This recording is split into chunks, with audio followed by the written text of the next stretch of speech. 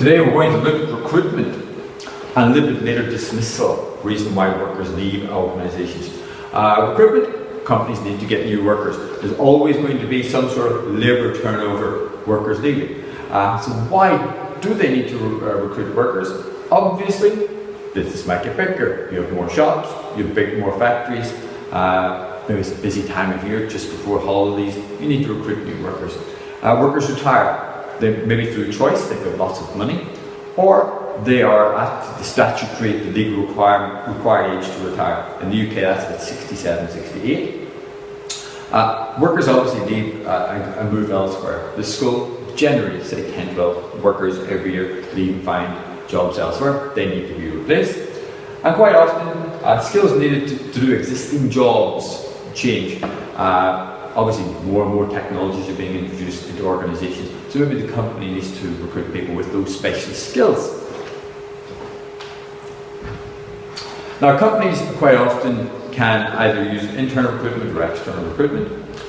Internal recruitment is when you recruit somebody from inside the organisation. That's good because you already know the strengths and weaknesses of the person, kind of like better the devil you know.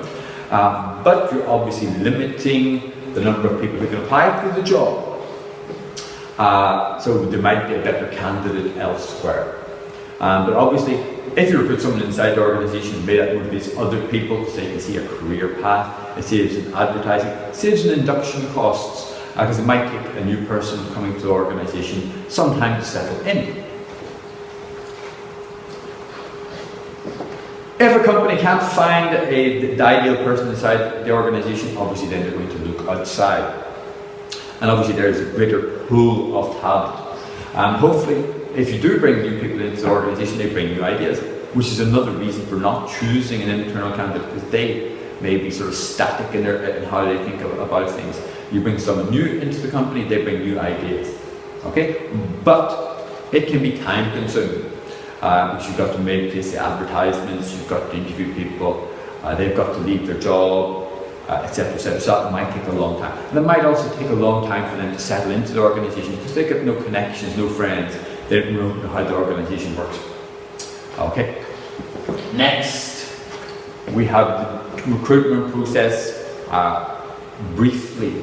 All right. So what businesses need to do, they need to identify whether a job exists. So at my school, for example, each October, a letter is sent out to staff who are up for a contract renewal asking if they're going to stay. And if someone replies that they're not going to stay, well, obviously then a job has been created. Or if the organisation is changing, so for example, this school previously didn't offer Spanish, now it offers Spanish, you need someone who can speak Spanish. So that is the way in which job design helps the organisation decide if a job vacancy exists. Then what you do is you prepare a job description. These are all the things for example, a teacher should do. What are all things I should do? So for example, as a business management teacher, obviously I have to mark tests, set tests, I have to create interesting lessons, I have to try and make sure I make the lessons relevant. There's lots of other things around school which I have to do. I have to do 2 co-curricular activities like a sport or an after-school activity. I might be required to attend open evenings, obviously as parent-teacher days, I have to do reports, all of that good stuff. And then the organisation might prepare a person specification. Who is the ideal person for the job? So that could be in terms of experience. Do we want someone who's taught for at least 2 years? Qualifications, do we want someone with a teaching degree? Are there essential criteria or desirable criteria for the person to have? Obviously for some like a computing teacher, obviously there's going to be lots of very, very specific criteria which is applicable.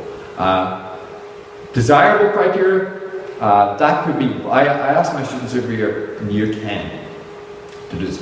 What is the ideal teacher in terms of this desirable criteria? And every year, and I have a good laugh about this, students say kind. Teachers should be kind, they should be nice, they should have a sense of humour. Okay, then you've got to choose where to advertise the job. The school advertises on its own website, but there is also the TES which is an international newspaper aimed at teachers, and there's lots of other job agencies where the school advertises and where candidates can find out about the organisation. Then you receive the applications, you compare, let's say, the CV, the letter of application, or you maybe ask the candidates to fill in a specific application form, and then they compare the applications with the job description and person specification to prepare a shortlist. Then candidates may be interviewed. Okay, so for a basic teacher's job here, the head of the department will interview them. Maybe the head of IB or the head of IGCC will be there for the interview as well.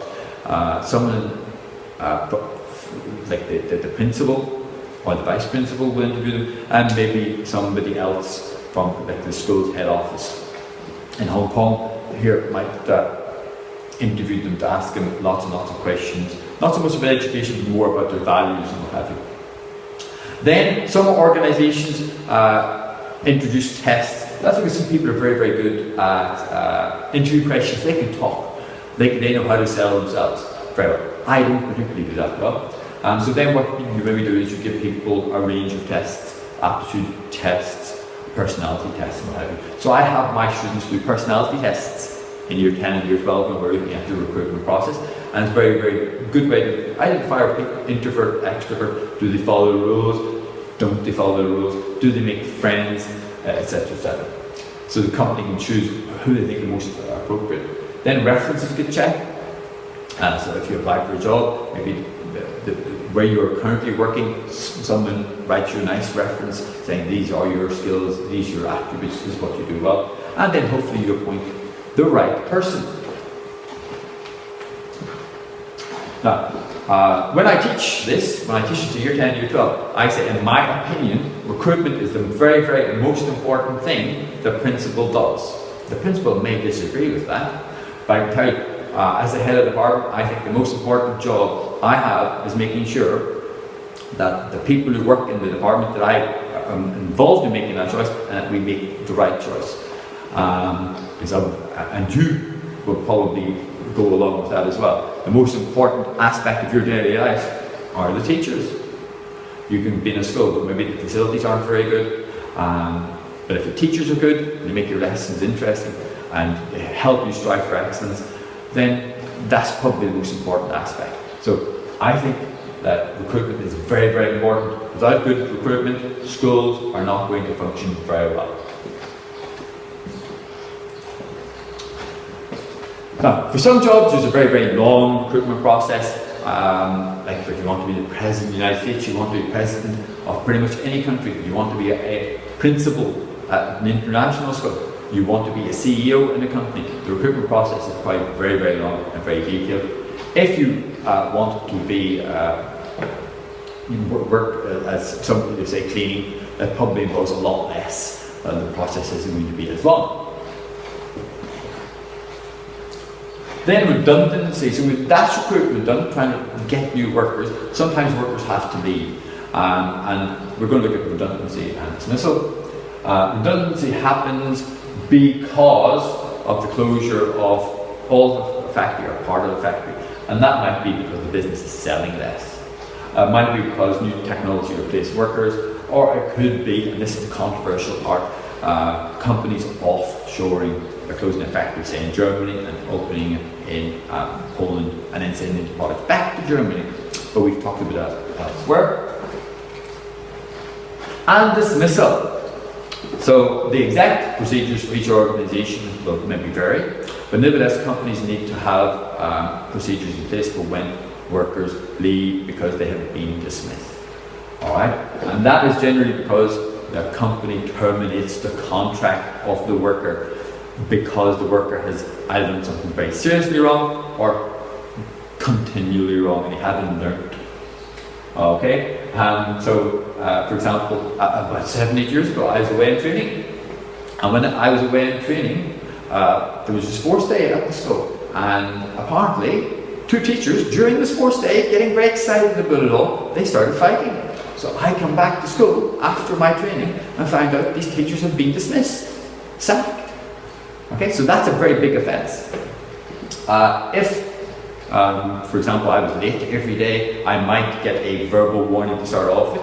And if I don't improve, then I might get another warning. And if I don't improve, obviously, then I get more warnings until eventually I could get fired. Okay? But nevertheless, it's very important for companies, and especially in the modern world where people like to take the companies they work for to court and what have you. It's very important for companies to make sure they keep evidence that people have been given warnings, given opportunities to improve. Okay? And that's all we've got today.